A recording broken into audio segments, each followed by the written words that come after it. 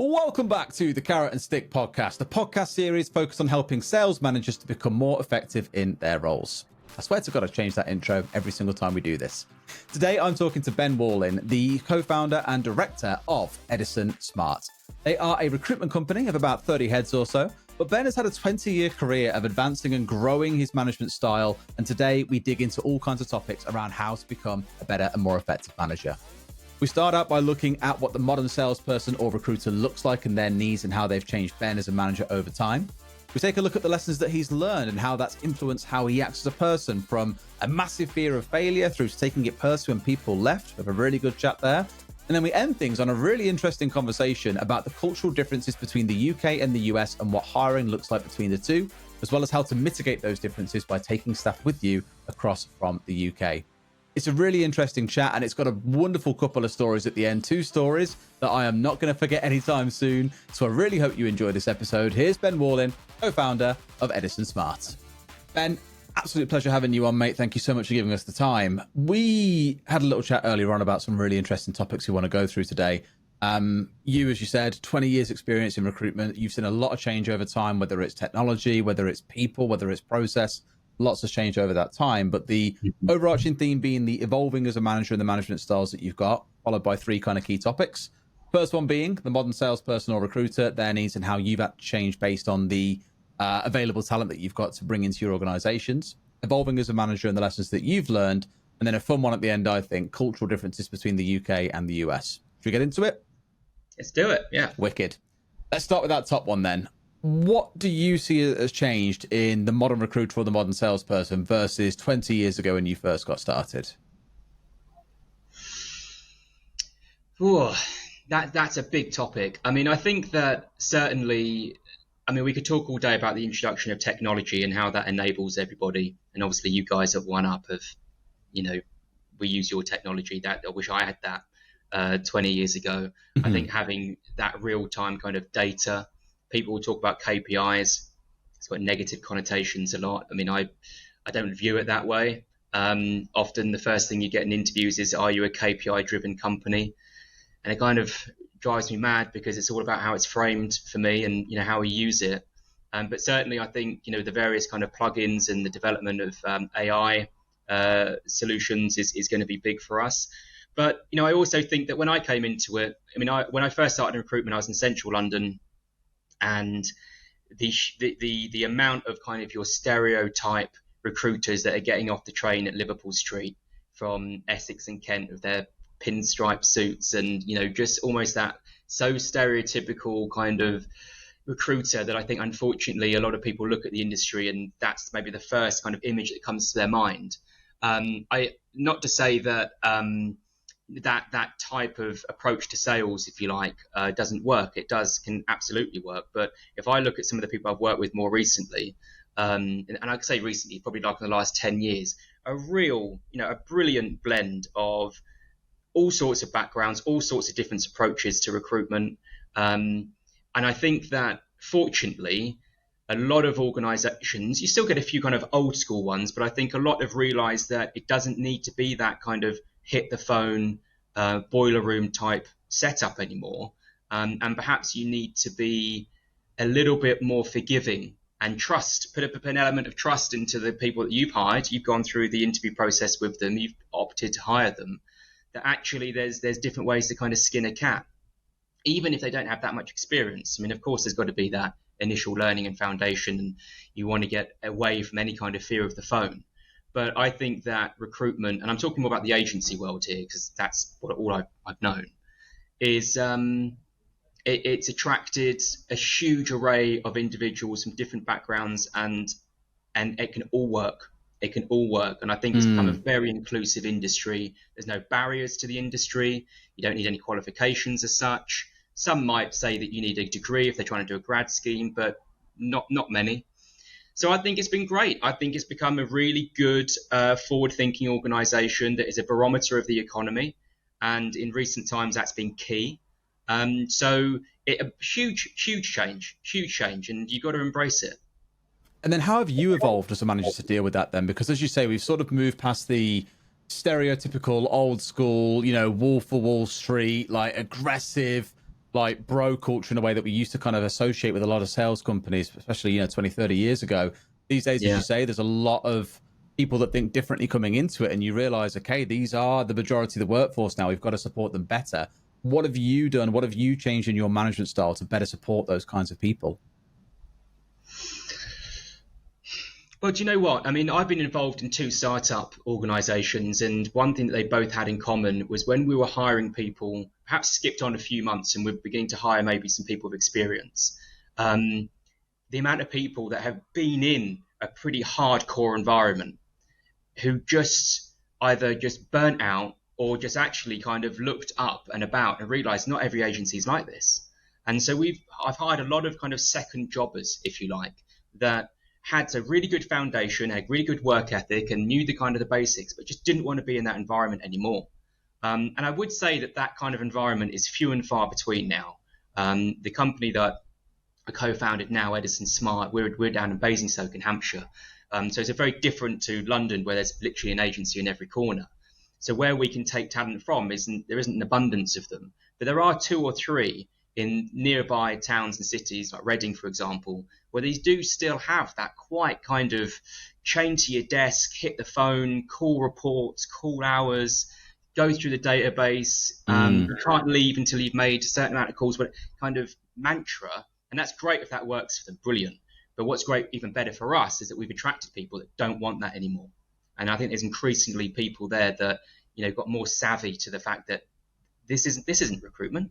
There's different cultures, different environments, and we can kind of benefit from that. Some people might stay there for their whole career, and that's what makes them successful. Perhaps they need that kind of discipline in order to be successful. That personally, that's not me. That's not my management style.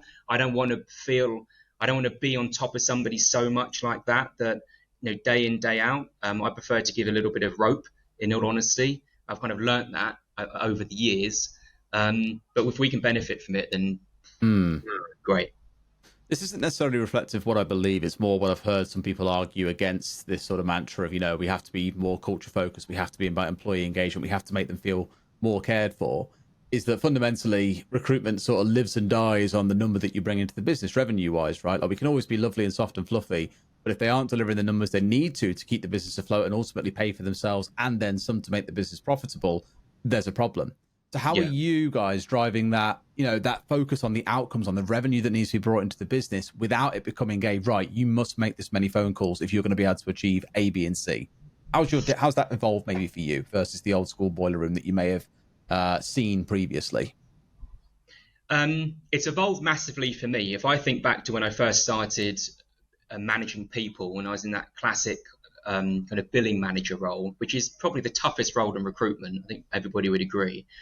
I can look back on it now, quite with a smile on my face, really, because there were some things that I think I was quite good at. I was so happy to move into that management position. I knew that's where I wanted to go with my career, and I was probably quite energetic, probably quite motivational, kind of one of the guys. But looking back at it now, I lacked the detail. I wasn't in the weeds of them. I didn't understand and probably spend enough time looking at the data, really, and kind of working backwards from it. Didn't understand their ratios, didn't understand what a good day looks like for them. Couldn't really give them specific analysis, whether it be, monthly reviews, for example. I was just kind of like the motivator. And one kind of reoccurring thing I had from my bosses for a few years was I've got to be more into the detail. We've got various platforms, we've got our database, we've got, the finance team that can probably give me some of the analysis I needed, but I was kind of looked at the other side of management. And I think if I skip on now to where we are today, I just watch the data.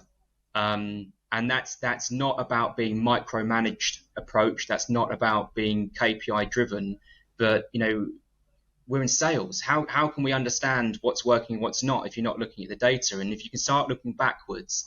And so when I sit down with my guys now, I've got a load of trends. I've got some good analysis. I had to put some real prep into it. Some of the stuff, like One Up and so forth makes life a bit easier for us. You are plugging us all day today. I'm loving this. Yeah, good. Yeah. It's genuinely made life a little bit easier. In certainly when you're looking at some of the numbers and you're crunching it, and it I spits hope out. so. But I think that is probably natural. I think probably a lot of people. I'm 41 now, and I look back on it and I think, God, I didn't do that. I didn't do this. Why? What? Maybe you would have different outcomes. But I think the best way I can support my guys now is by looking at the data with them, working backwards, understanding what their ratios are, understanding what they need to do in order to benchmark. So, hey, if you need to get 20 CVs out and 20 first interviews a month, that is going to give you 2 deals a month. History tells us that. You can't get away from that. That is black and white. Now, okay, you're going to have the odd bit of bad luck or something crazy kind of goes out of that. But if you've got enough data to look at and analyze, and then everybody knows, and then you're kind of on a level, and then that comes a really good, snappy conversation to have, in another month or a couple of weeks, whatever it is, and they know where they need to be. And that's just one kind of snippet, but there's no way I was thinking about that stuff earlier in my kind of management career. But hindsight's a wonderful thing. It is, yeah, it absolutely is. And again, to be maybe a little bit cynical, someone might turn around and say, well, okay, you're getting to the point where you're letting them perform for a while and then showing them where the gaps are and go, right, here are your ratios. Here's, if we work backwards, what you've got to do.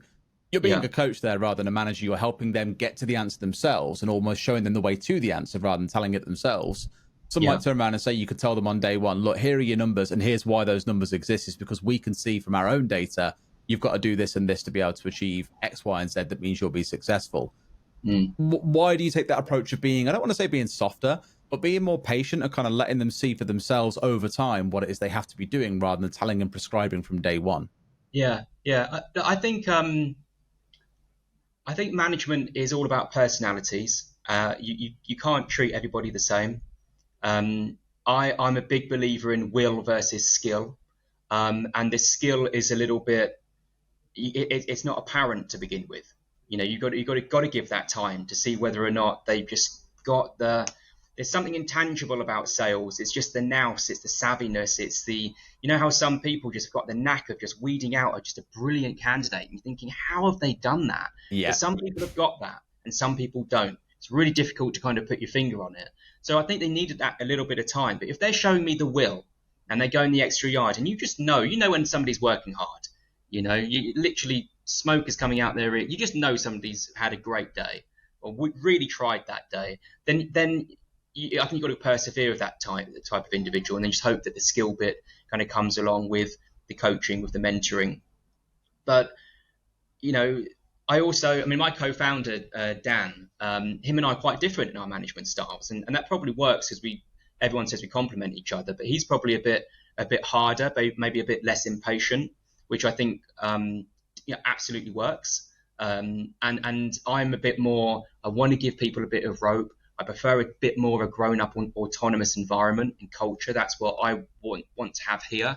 I've worked in both environments, and I know what kind of, if I was in their shoes, if I'm in one of my 360 consultants' shoes, I know how I would prefer to be managed. And I think you've got to kind of, when you've had 20 years of it, you can remember that in certain stories and instances.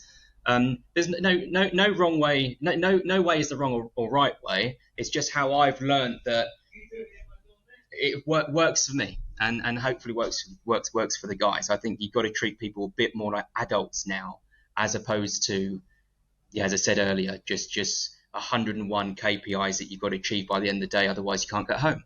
Yeah, it's not the environment I want to put out there. I mean, it's ironically why we have the name carrot and stick, right? Is, are you using the numbers as a carrot or are you using them as a stick, right? Is it more of a guide or is it a hard number you've got to hit, otherwise you're in trouble, basically? And I think it's that latter way of thinking that, at least I hope, is slowly starting to work its way away.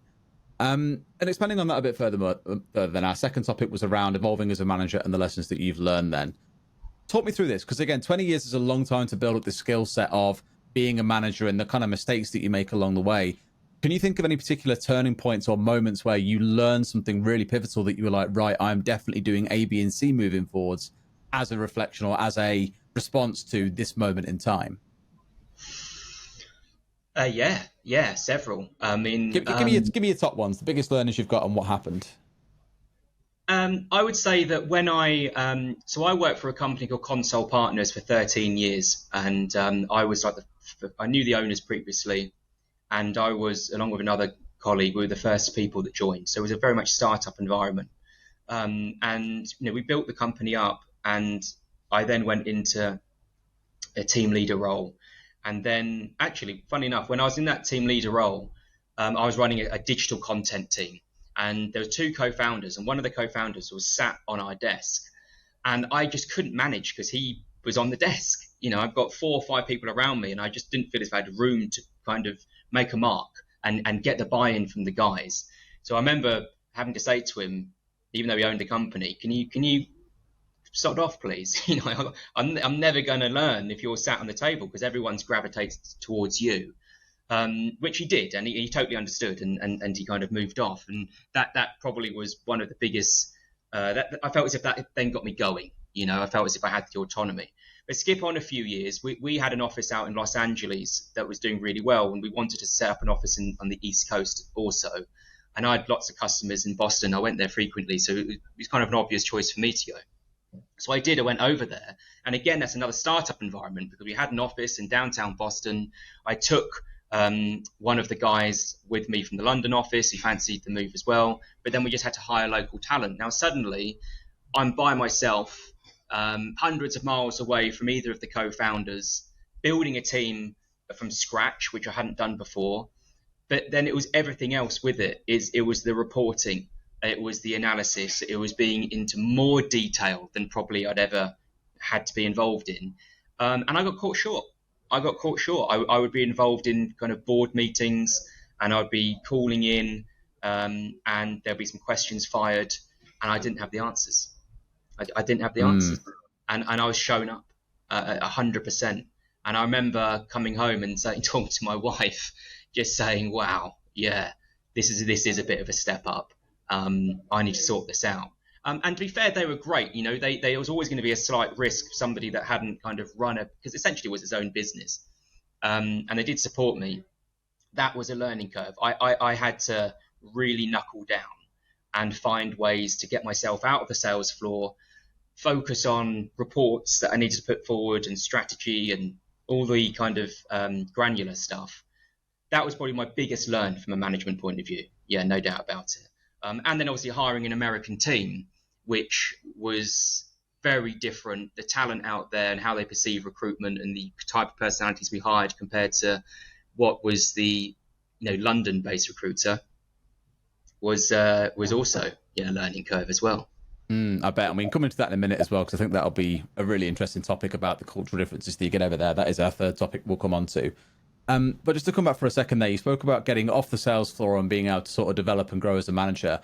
I imagine there are many others out there who probably feel like they've been top performers previously, they've been promoted to being a manager, they've been given a little lick of training or a little bit of guidance, and then it's just like, yep, good luck, go and figure it all out. Yeah. Where do you even start there to improve as a manager? What were you doing to, improve? Were you going and finding mentors? Were you speaking to others inside the business that were doing that back in the UK? What were you doing to grow and develop? I think you always need some kind of sanity check.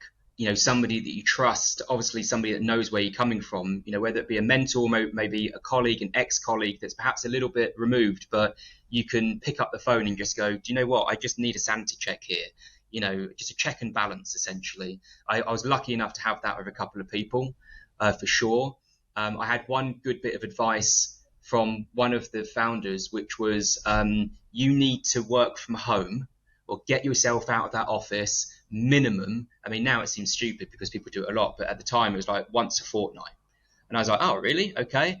Yeah, because you need to think objectively about stuff. It's as everybody knows, when you're in a management position and you're on the floor, most of your day is caught up in the 101 questions you get. Some of them are inane, some of them great, some of them are going to be really take up your time. But that enabled me to really just kind of be at home, lock myself away, do what needs to be done, let your mind just run away with it, come up with a few ideas. And basically for me, one of my biggest drivers has always been fear of failure.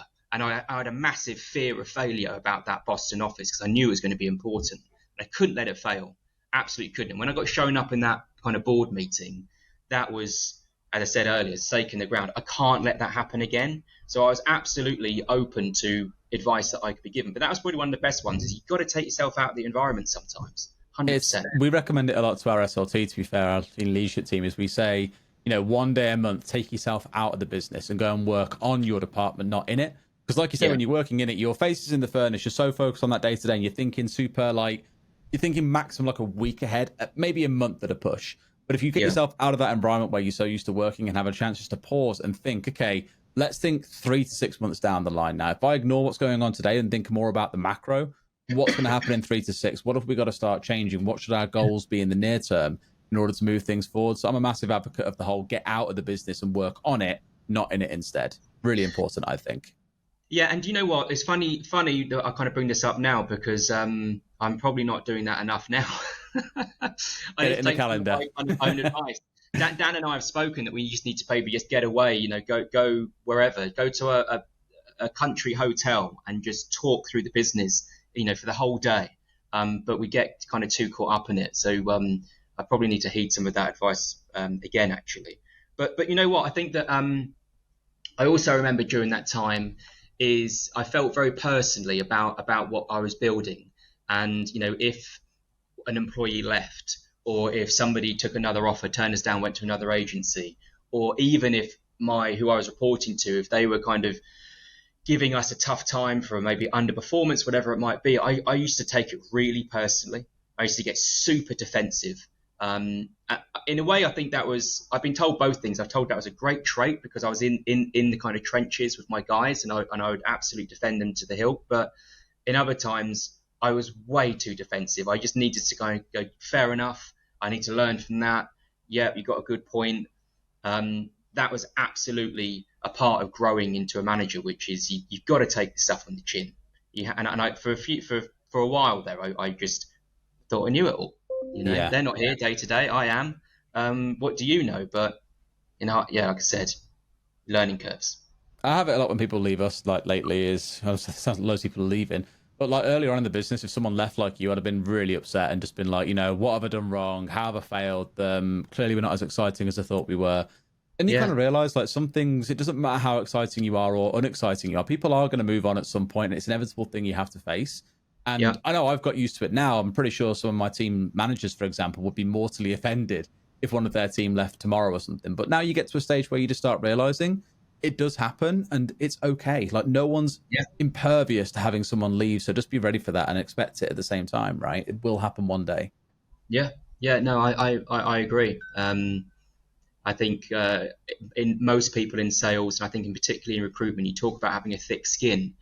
We talk about it a lot because some people are naturally perhaps born with thick skin. They are quite good at shrugging things off. I think with most, it evolves over a period of time. I think that's certainly the case for me. In those earlier years, particularly as a manager, I took things I was too sensitive. Just dig back into what you said earlier as well. You said during the earlier years, you weren't really data focused. You wanted to be kind of one of the boys, one of the team in a way as well. Do you think that was a desire to be liked by your team because you, in a way, saw that as success as being a manager rather than so much having a successful team that delivered? Or is it something else? Part of it, you're probably right. I think that because I was one of them. I was another billing consultant, and suddenly you get elevated, and you don't want to lose that because London is a social place. You still want to go out and have beers, and but suddenly, and again, that was probably a bit of a learning curve. You have to detach yourself and sometimes go, do you know what? I'm not going to come out tonight. I'm going to leave you guys to it. And I think like that took a while to kind of sink in because I enjoyed that part of it. People, you're still in your 20s. You're in London. It's your spontaneous beers or just a team night out. And I had to learn just to distance in order to perhaps get that element of credibility. I think you can have a bit of both, no doubt about it. I mean, one of the guys that I brought on as a graduate during that time, he ended up staying with me for 10 years. He came out to Boston with me, turned into a great friend. He's actually the godfather of my daughter. So, you can do both. But yeah, I think that I still wanted to be part of the gang, Yeah. It's really hard when you have to have tough conversations when you want to be part of the gang in a way, right? Because that's where that very clear line of separation between manager and someone reporting to said manager really becomes clear, and that can make it quite awkward as those personal relationships try to evolve, right? Yeah. Oh, no doubt about it. I've had some very awkward situations in the past, putting people through disciplinary or having to let them go. You But I'll just got to still, get but I'll hold still of see you it. outside for a beer tonight, right? Yeah, It's yeah. I not mean, easy. thankfully, I don't think there's been a couple that probably won't talk to me again, but I think overall I've probably done okay. Yeah, good, good. Let's go on to that third topic then, those cultural differences between the UK and the US. Like, we as a business, probably in the next few years, will find ourselves going to the US as well. So I'm really keen to hear about this personally, not just for the podcast as well. Yeah. What was the biggest shock that you had when you guys first went out to Boston? You started hiring people nearby. What were the big differences that you saw between the guys you brought from the UK and those that you saw in the US? Yeah, so I brought two people over from the UK, and that gave us a really good foundation, and that we needed it, really, in order to show other people coming in, the way how to do it, because I knew going out there from other people that had set up offices in other parts of the US and our office in Los Angeles that there's a reason why a lot of Brits move abroad. Whether it be to the US, it could be to Dubai, Australia. There's something we're just wired, I think, a bit differently. I think it's the way that we are trained. I think it's the level of competition, to be honest, hugely competitive, the London agency scene. So you have to be good, you're not going to survive otherwise.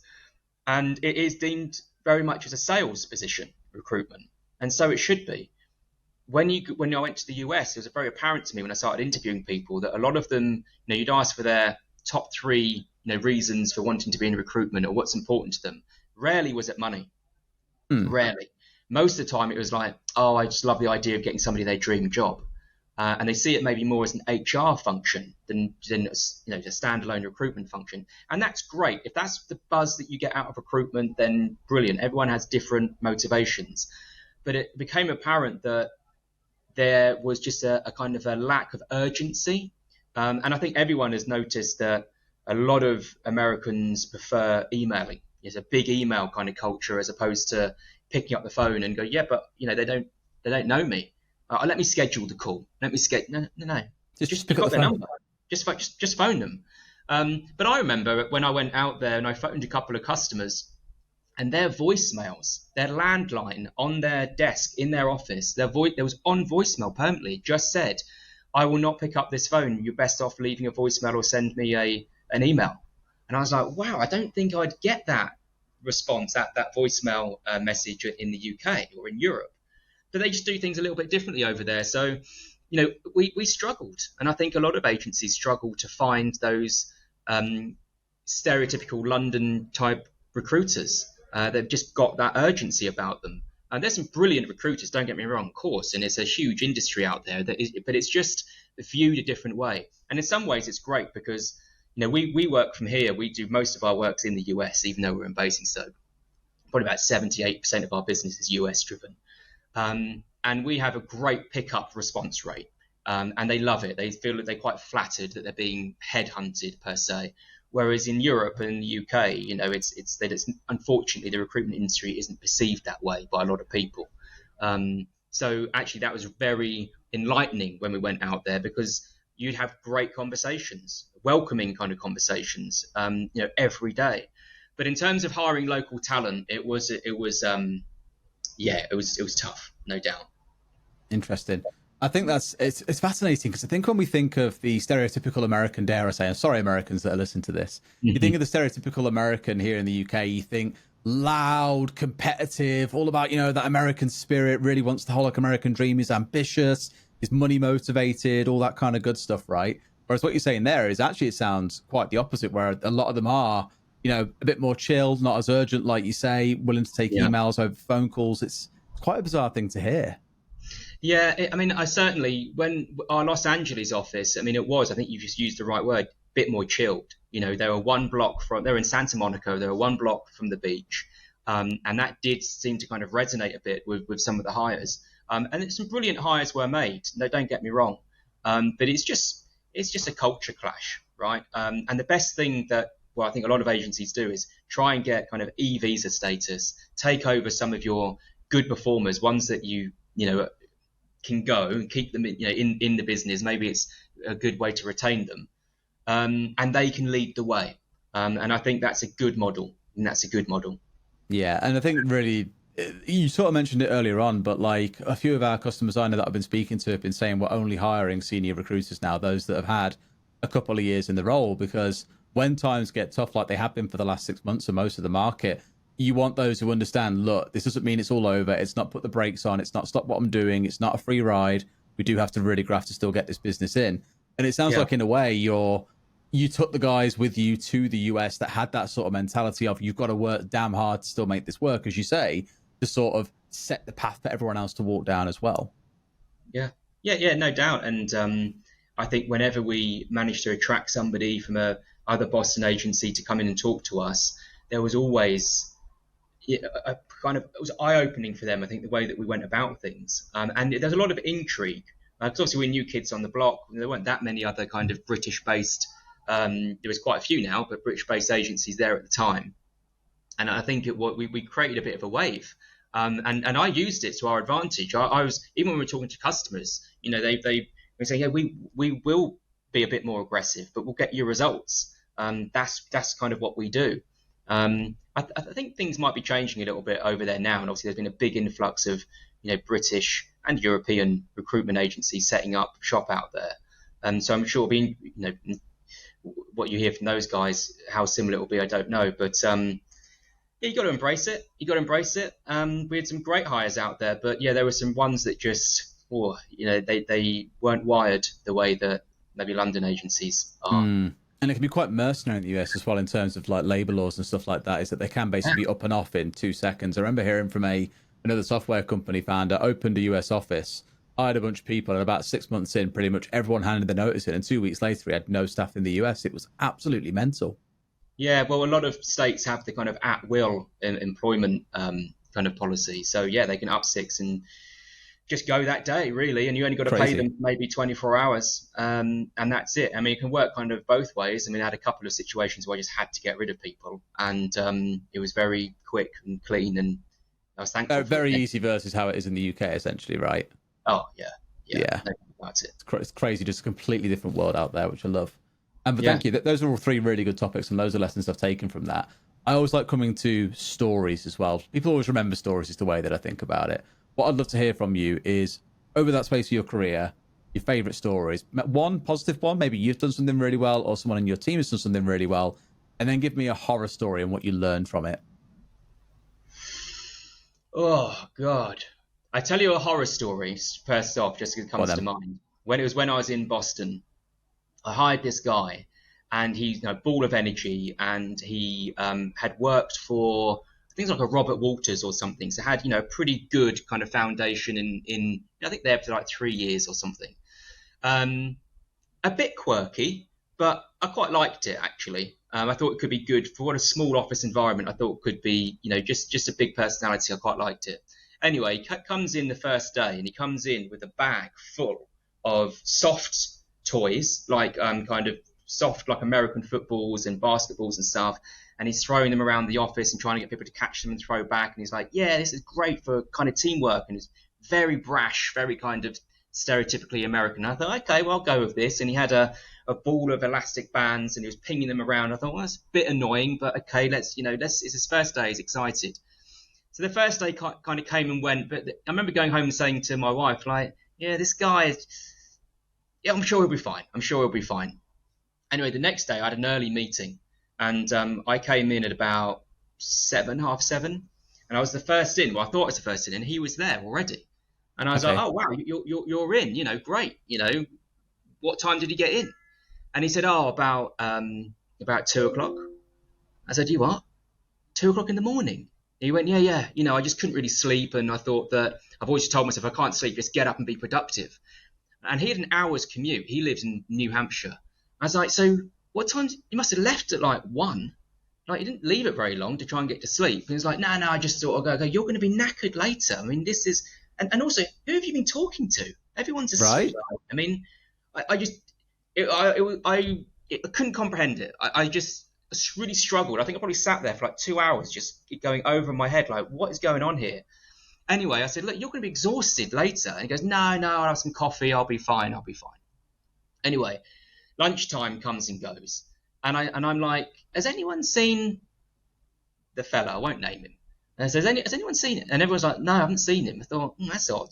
So I phoned him up, didn't answer, gave it another half an hour, still not back to the office, phoned him up, and he's in his car, and I'm like, where are you? And he goes, yeah, I'm driving home.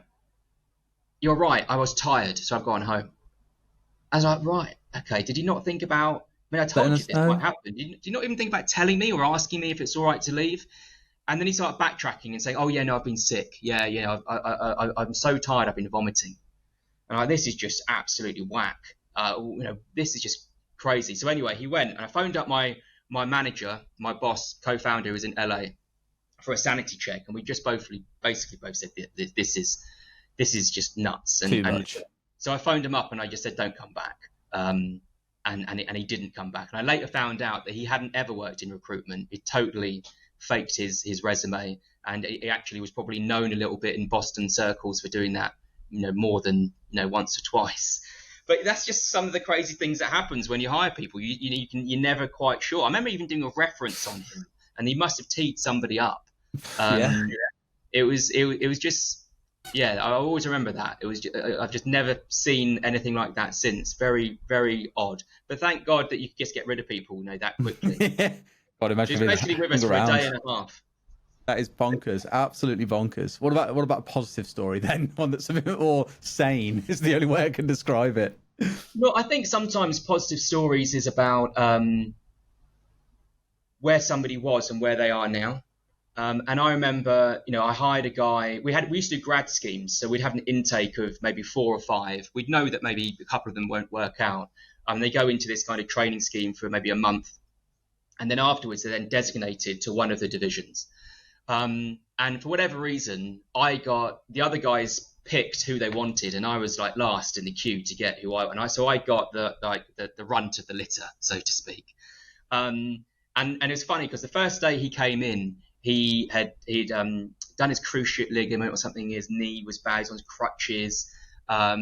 He was just kind of a bit all over the place. And I thought, oh God, okay. But anyway, he came to my team, and I remember a few weeks down the line, he was struggling because at that point we threw them straight into a 360 role. We didn't put them into any kind of resource delivery function first. It was a bit cutthroat, just thrown at the deep end, and he was struggling. And I thought there might be something in him. So I said, let's put him into a resource role after about 2-3 months. Let's not let him go. And so he started doing quite well and doing a few deals, and things kind of began to work out. I later on found out that I remember a day that he put a candidate forward that I was a bit unsure about, but he got an interview. And that really gave him just a bit of a positive, I can do this. And just like little things sometimes I think in recruitment can be the difference between if somebody thinks I can do this and not, or whether or not it's been a good day or a bad day. Little did I know that day he had his resignation letter in his pocket. He was going to resign. And just getting that interview request, he thought, do you know what? I'm going to just give it another day or two and see it out. And luckily he did, because spin on, he ended up being with the company for over 10 years. He was top biller at least a couple of times. He came out to Boston with me as my right-hand man there, built some great money over the years. He ran one of our biggest accounts in the US. He now runs his own agency. He's got a team of kind of 3 or 4 people with him. And he is one of those recruiters that is incredibly just credible, right? And he's not one of these kind of wide boy, loud. He's a very quiet, kind of unassuming guy, but just very, very good at what he does. And we became really good friends. But I just always look back on that day and think, what could have been if if that interview request didn't happen, or maybe if he got delayed by a day or 2, he would have quit and he wouldn't have gone into recruitment. He would have been burnt. And he maybe gone on to being successful elsewhere, probably. But there's, I think there's a lot of people have got those kind of stories where something nearly packed it in. I remember I nearly packed it in. My boss literally had me in tears. He wouldn't have known that because I kind of went for a little bit of a walk. I just seemed to have a bit of bad luck. Nearly packed it in, but you don't. And you look back on those kind of moments in your career and you just think, God, what if? And what would have happened? So yeah, no, that was a great story, and I'm super proud of him. So happy about it. Really inspiring. And I guarantee you probably tell us the same story as well. I was going to quit on that day, but that one interview request changed my career, and now look at where I am. Yeah, a great story to get up on stage and tell, I'm sure. Bless him. Yeah, no doubt. I think when we meet up for beers and stuff, it comes up from time to time Because when we took him, he graduated, but he was working in the bakery section in Tesco's. All And we right. joke about, well, he could have been a baker, mate. He could have gone back to Tesco. He might have been successful there too. Amazing. Love that. Two really cool stories, actually. Two of the favorite ones I think I've heard so far. So thank you. Even the crazy one was pretty fun. Cool. Last 2 minutes then. Quick fire round. A few quick questions. Nice short answers. We'll go from there. Sure. First one. Favorite sales book? Do you know what? I don't actually read them. I should, and I've been meaning to. My business partner says to me, "You've got to read more of them and kind of get into it." I've always felt that. You know what? That's a lie. A few years ago, I was on holiday and I did read a couple, and I just felt a bit conflicted after reading it. And I know you should probably take the good parts from each one and maybe think that's good. I might use that. I found it. I was almost more confused, and I thought things are going kind of all right at the moment, so I haven't really kind of got back into it. I've now got 3 young kids and I haven't got time. You're taking all that free time. Yeah. So I think maybe when things get a little bit easier, and obviously I've been in a startup for the last 2 years, it's been manic, that I will. But at the moment, I can't answer your question, I'm afraid. No worries. We'll see if it comes to light one day. I imagine you have some people you follow on LinkedIn, much shorter reads. That's pretty much guaranteed. Who are your favorite people to take inspiration or influence from? Well, certainly kind of in the recruitment circles, I've got, and I listen to a lot of the podcasts and stuff. I guess in a sense, I would do that instead of reading the sales books. Give me a favorite podcast if you like them. I mean, I've been on the RAG podcast a couple of times, so I've got to say that with Sean Anderson. They certainly get a good following. I quite like the one Hisham. He gets some good people on there as well. Mentors one, yeah. Yeah, and I'm always interested. I mean, there's a couple of people I keep in touch with who all follow. So the guy that runs Sphere Digital, Ed Steer, they've done really well. I met him, funnily enough, at a wedding. I was on the same table as him and kind of got chatting, and we kind of kept in touch every now and again. When I set up Edison, I reached out to him for a bit of a sanity check on a few bits and pieces. A good friend of mine who I grew up with actually in school, we both ended up in recruitment. He was the CEO of Square One Resources, and I got Adam Breacher. He's a knowledgeable guy, really good sounding board. I think Simon LaFosse of LaFosse is always really interesting to hear. He's been around for a long time, knows his stuff. So yeah, I think my 2 old bosses who I spent years working with, both at Console and at Networking People, Graham Hubert and Mark Cohen, were big influences in my career, and obviously still talk to them. They do investment kind of stuff and advisory kind of work now. So I'm fortunate. I've met some really good people. James Osborne of the TRN group, known James for a long time. He helped us in our infancy here. Always got good things to say about him. So yeah, nice. I'm fortunate. Cool, nice. And then these are 3 tips that I want from you. 1 for an aspiring manager, 1 for a current manager, and 1 for a sales leader or recruitment leader in this case. So starting with aspiring managers, what tip would you give to someone who's a current top performer who wants to become a manager of a team? A good biller doesn't necessarily make a good manager. I think everybody knows that, but it just seems to be the path that people go.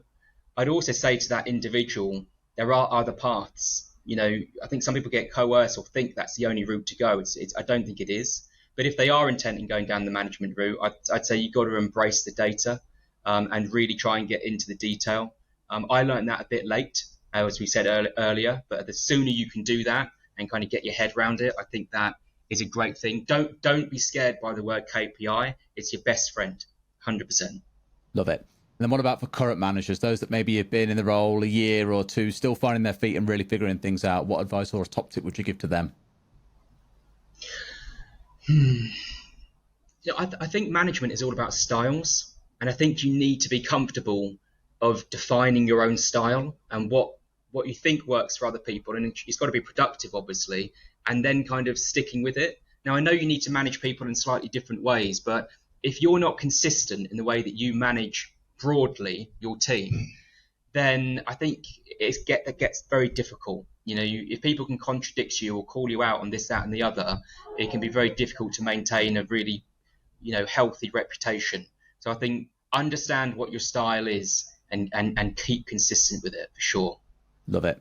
And then the final one is for people like yourself, co-founders, company leaders, or people leading a lot of managers. What advice would you have for them? Managers of managers, essentially.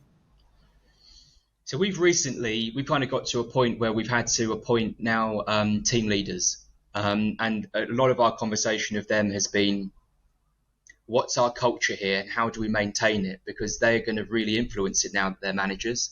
So I think that you need to understand what works for us from a culture perspective, and how, if it does work, how can we kind of keep that going? Because now they are real ambassadors and leaders of it. I don't think culture probably gets talked about enough. The other thing we've been talking to them about is don't sweat the small stuff. Sometimes they'll come to us and go, oh, this has happened, or what should I do with this? So I wouldn't worry about it. I honestly, I think, that's either a bit petty or you're overthinking it. And I think a lot of newish managers overthink things too much. And maybe you need to have a little bit more of a mid to long term view, as opposed to that kind of hourly view that sometimes happens in the day-to-day, kind of grind of office life. So that's something we're working with them at the moment. Like it. Cool. I mean, that's it. Quick fire round is done and dusted. Really appreciate your time. Really appreciate all you shared today as well. Loads of the stories I will not forget for a long time. I guarantee you of that. Chance for you then. Any shout outs you want to make? Anything you want to point people towards? Company website, your LinkedIn, anything like that? Yeah, absolutely. I mean, Edison Smart, we've recently rebranded, actually. We were Edison Search, but we were known for doing a lot of work in the IoT domains. We still do that, but our business has kind of begun to overlap more into data automation and AI. So that's why we had the change up to Edison Smart, because it's smart tech. Makes sense. So that, and we're hiring on all fronts. We've recently just launched an office in Dubai. Interested in people that might be wanting to further their career out there, or ideally are already there, for sure. That's about it, really. We'll just stay in our lane and keep doing what we're doing. Awesome. Ben, been an absolutely delightful 45 minutes. Thank you so much. And look forward to this one hitting the airwaves. Thank you so much. Likewise. Thanks a lot, Derry. Appreciate it.